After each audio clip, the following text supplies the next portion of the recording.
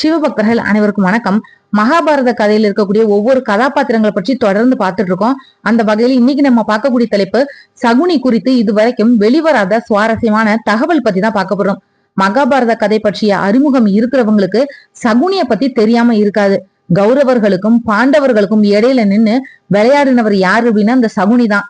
இன்னும் சொல்ல போனா மகாபாரத கதையே சகுனியாலதான் வழிநடத்தி செல்லப்பட்டதுன்னே சொல்லலாம். குருஷேத்திர போரோட மாஸ்டர் மைண்டான சகுனி காந்தார அரச குடும்பத்தோட இளவரசன். மகாபாரதத்தோட முக்கிய வில்லனா பார்க்கப்படக்கூடிய சகுனியோட சகோதரி தான் காந்தாரி, அதாவது கௌரவர்களோட தாய். சகுனிக்கு கோபம் பாண்டவர்களை பழி வாங்கணும்ன்றது கிடையாது, பீஷ்மரை பழி வாங்கணும் அப்படின்றதுதான். அந்த பழி வாங்கக்கூடிய எண்ணத்தை விதைச்சது சுபலா மகாராஜா, சகுனியோட தந்தை. திருதராஷ்டிரருக்கு காந்தாரிய மனம் முடிச்சு கொடுக்கிறப்போ தன்னோட மகளுக்கு செவ்வாய் தோஷம் இருக்கிறத மறைச்சிடுறாரு சுபலா மகாராஜா. இந்த விவரம் பீஷ்மரால கண்டுபிடிக்கப்படுது.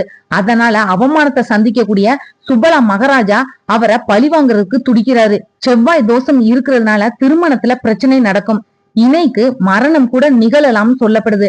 இதனால செவ்வாய் தோஷத்தை கழிக்கக்கூடிய விதமா காந்தாரிக்கு ஒரு ஆட்டோட திருமணம் நடத்தி அது பலியும் இடப்படுது.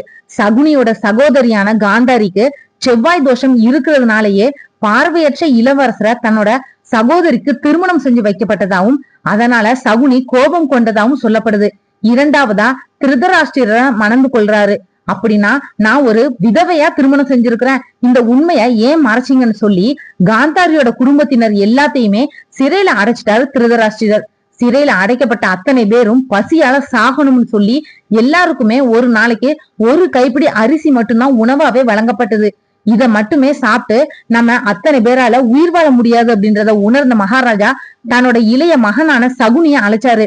எங்களோட அத்தனை பேரோட உணவையும் உனக்கே தரோம், இங்க இருந்து நீ ஒருத்தனாவது தப்பிக்கணும், நம்மள அவமானப்படுத்தினவங்களை பழி வாங்கணும்னு சொல்றாரு. மகனும் சம்மதிக்கிறாரு. ஒரு காலத்திலயும் மகன் இத மறக்க கூடாது அப்படின்னு சொல்லி மகனோட காலை திருகி பட்சத்தையும் ஏற்படுத்துறாரு. மரண படுக்கையில மகாராஜா இருக்கிறப்போ மகள் காந்தாரி மற்றும் திருதராஷ்டிரர் வந்து பாக்குறாங்க. எனக்காக என்னோட இளைய மகனான சகுனிய மட்டும் விடுதலை செஞ்சு அவனை பாத்துக்கணும், அவன் உங்களோட 100 குழந்தைகளுக்கும் பாதுகாவலனா இருப்பான்னு சொல்லி இத நிறைவேற்றும்படி சத்தியமும் கேட்கிறாரு. மரண படுக்கையில சொல்லப்பட்ட வார்த்தைகளை மீற முடியாம திருதராஷ்டிரர் சம்மதிக்கிறாரு. தந்தை இறந்ததுக்கு அப்புறமா அவரோட எலும்ப கொண்டு பகடைய தயாரிச்சு வச்சுக்கிறாரு சகுனி. இத தந்தையோட ஆசைப்படியும் என்னோட சொல்படியும் நடக்கக்கூடிய வகையில அந்த பகடையும் இருக்குதுன்னு சொல்றாரு. அதனாலதான் இந்த பகடை மர்மம் நிறைஞ்சதுன்னே சொல்லப்படுது. கௌரவர்களோட பாதுகாவலா இருக்கிறாரு. கௌரவர்களோட மூத்தவரான துரியோதனனுக்கு ரொம்ப நெருக்கமானவரா மாறி தன்னோட காய மெல்ல மெல்ல நகர்த்துறாரு. பாண்டவர்களோட பக்கம் நிற்கக்கூடிய பீஷ்மரை பழி வாங்கணும் அப்படின்னா பாண்டவரை வம்பிழுக்கணும்னு திட்டம் தீட்டி போருக்கு அழைக்கிறது, பகட விளையாட அழைக்கிறதுன்னு தன்னோட திட்டங்கள் எல்லாத்தையும் ஒண்ணு ஒன்னா நிறைவேற்றிக்கிறாரு. தொடர்ந்து கௌரவர்கள் கிட்ட பாண்டவர்கள் மீதான வன்மத்தையும் வளர்த்தாரு. அவங்களுக்கு தீங்கு செய்யக்கூடிய வகையில நிறைய விஷயங்களையும் தூண்டி விடுறாரு. மகாபாரதம் நடத்தப்பட்டதுக்கான ஒரு திறவுகோலா இவர் இருந்தாரு அப்படின்னே சொல்லலாம்.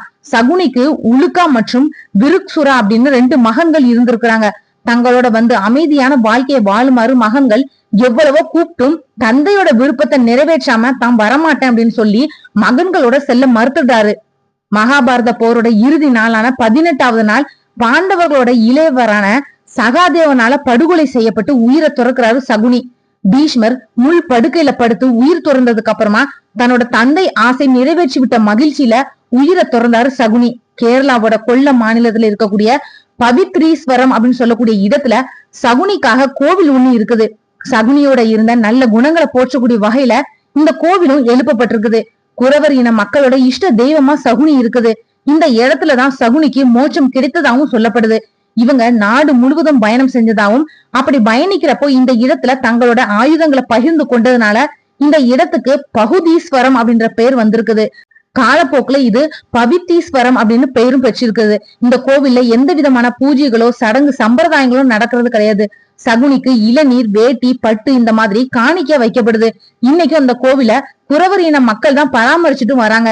இந்த வீடியோ உங்களுக்கு பிடிச்சிருந்தா மத்தவங்களுக்கு ஷேர் பண்ணி விடுங்க. இன்னும் பார்க்கலாம் மகாபாரத கதையை பற்றியும் மகாபாரத கதையில் இருக்கக்கூடிய கதாபாத்திரங்களை பற்றியும் மற்றும் ஒரு நல்ல தலைப்பில் நாளைக்கு நான் உங்களுக்கு சந்திக்கிறேன். நன்றி. ஆன்மீக தேடல்ல நீங்களும் தேடலாம் உங்களோட இஷ்ட தெய்வத்தை பற்றி. முதல் தடவை நம்ம சேனலை பார்க்குறவங்களா இருந்தீங்கன்னா சப்ஸ்கிரைப் பண்ணி பெல் ஐக்கான் ஆன்னு கிளிக் பண்ணிடுங்க. அப்பதான் நான் போடுற பதிவு உடனடியாக நோட்டிஃபிகேஷனாக உங்ககிட்ட வரும்.